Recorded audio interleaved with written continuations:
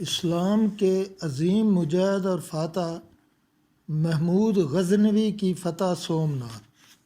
محمود غزنوی امیر سبکتگین حاکم غزنوی افغانستان کے ہاں 1 نومبر 971 کو پیدا ہوا۔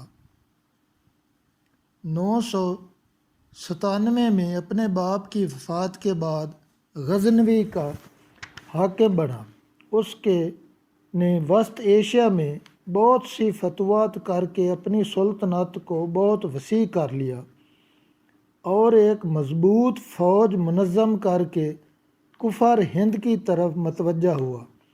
یوں تو اس نے بر صغیر پر درجنوں حملے کیے، مگر اس کا سب سے بڑا حملہ ہندوؤں کے سب سے بڑے مندر اور مضبوط قلعہ سومناتھ پر تھا۔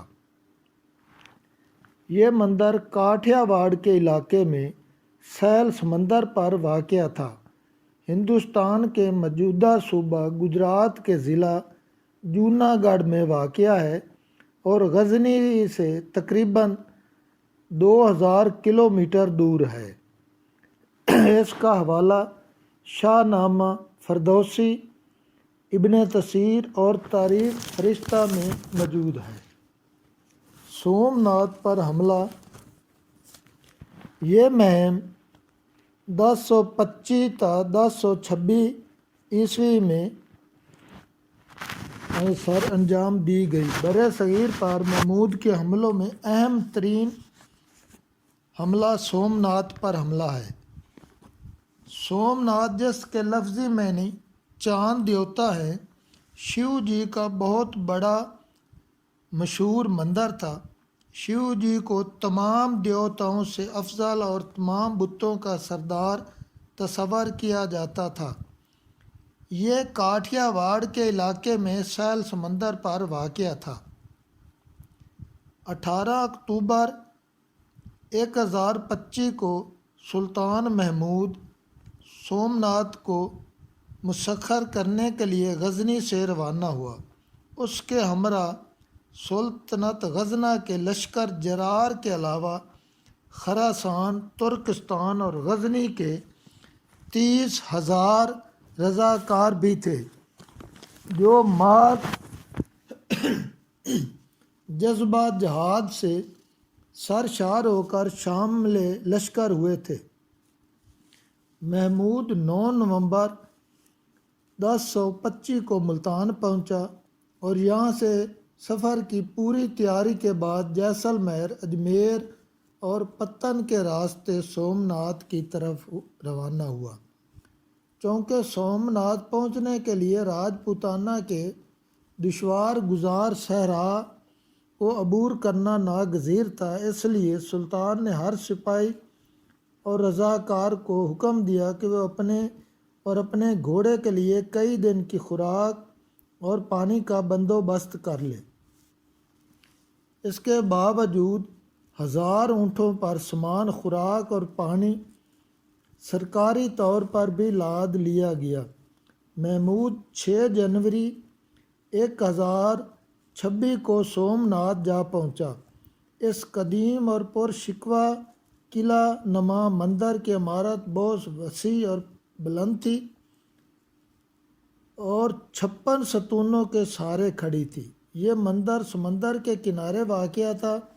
سمندر کی لہریں ہر وقت اس کی سیڑھیوں کو چھوتی رہتی تھی۔ ہندوؤں کا اعتقاد تھا کہ موت کے بعد انسان کی روح اس مندر میں آ جاتی ہے۔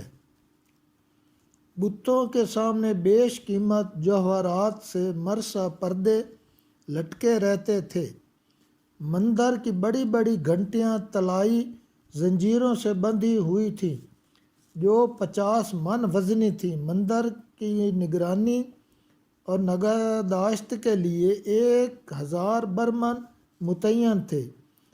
500 حسین و محجبی لڑکیاں دیوداسیاں شولنگ کی خوشنودی کے لیے آرتی اور رقص کرتی تھیں۔ مندر کی دیواریں جوہرات سے مزین تھیں، جن کی روشنی ہر وقت مندر کو جگمگ کراتی رہتی تھیں۔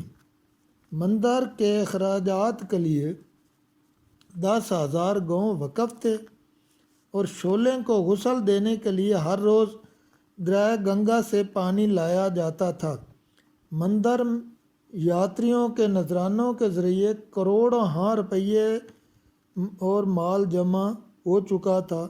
ہندو مورخین کا خیال تھا کہ سومناتھ کی بے پناہ دولت محمود کے حملے کا باعث ہوئی، لیکن ابن تثیر، ابن خلدون اور تاریخ فرشتہ کی رائے کے اس کے برعکس ہے۔ اس کا بیان ہے کہ جب محمود نے برصغیر پاک و ہند کے مختلف راجگان کو شکست دی اور ہندوؤں کے مندر اس کے ہاتھوں تخت و تاراج ہوئے، تو ہندوؤں نے کہنا شروع کر دیا کہ جن دیوتاؤں کے مندر برباد ہوئے ہیں ان سے شیو جی سومناتھ ناراض تھے۔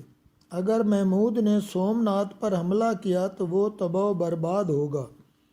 چنانچہ محمود نے ہندوؤں کے اس خیال کو باطل ثابت کرنے اور بتوں کی جھوٹی عظمت، احترام اور وقت کو ختم کرنے کے لیے سومناتھ پر حملہ آور ہونے کا عزم کیا، تاکہ لوگوں پر بتوں کی بے بسی اور بے ثباتی واضح ہو جائے، لوگ بت پرستی اور شرک کو ترک کر دیں۔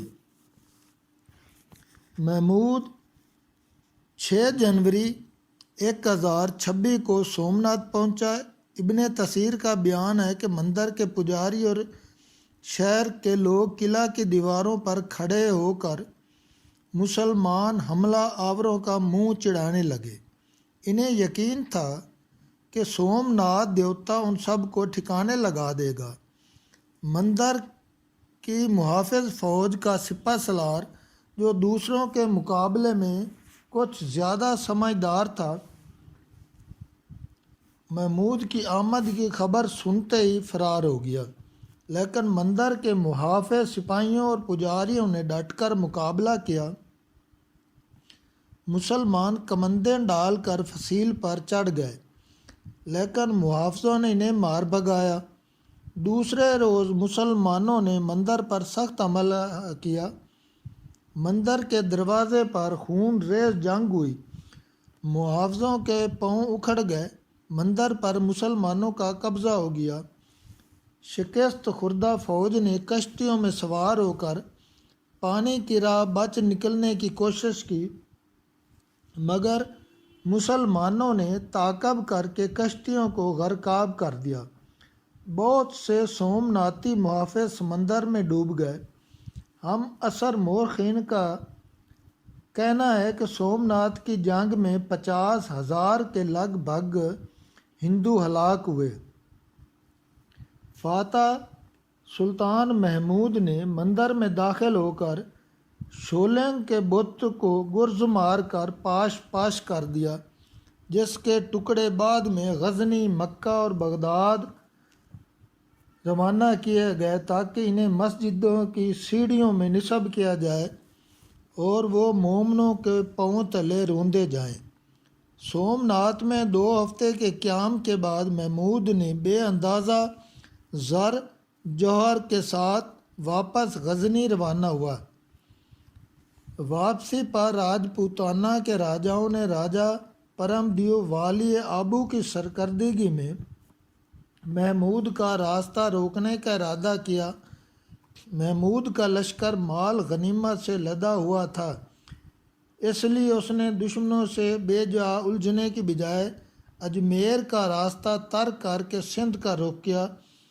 چنانچہ خلیج کچھ کے ساتھ ساتھ ہوتا ہوا سلطان محمود سندھ پہنچا اور 12 اپریل 1026 کو بکھر ملتان سے ہوتا ہوا غزنی پہنچا۔ سومناتھ کی مہم کی کامیابی سے اسلامی دنیا میں محمود کا وقار اور دبدبہ پہلے سے کہیں زیادہ بڑھ گیا۔ اس کی اس کامیابی نے نہ صرف ہندو دنیا کو حیرت میں ڈال دیا بلکہ ان کے حوصلے اور قوت مدافعت بھی ہمیشہ ہمیشہ کے لیے ختم ہو گئی۔ بطور ڈاکٹر ایم اے ناظم کی رائے ہے کہ سومناتھ کی مہم طریق اسلام میں بلا شبہ ایک عظیم عسکری کارنامے کی حیثیت رکھتی ہے۔ اس فتح کی خبر نے عالم اسلام میں مسرت کی لہر دوڑا دی اور خلیفہ بغداد نے خوش ہو کر محمود اور اس کے بیٹوں اور بھائی کو خطابات اور اعزازات سے نوازا۔ سومناتھ کا بت تباہ برباد ہو گیا، لیکن سلطان محمود کے نام کو شہرت دوام حاصل ہوئی۔ اس کے ساتھ ہی آج آپ سے اجازت چاہوں گا اور کسی اور مہم کے ساتھ کسی اور تاریخ کے حوالے سے دوبارہ آپ کی خدمت میں حاضر ہوں گا۔ تب تک کے لیے اجازت، اللہ حافظ۔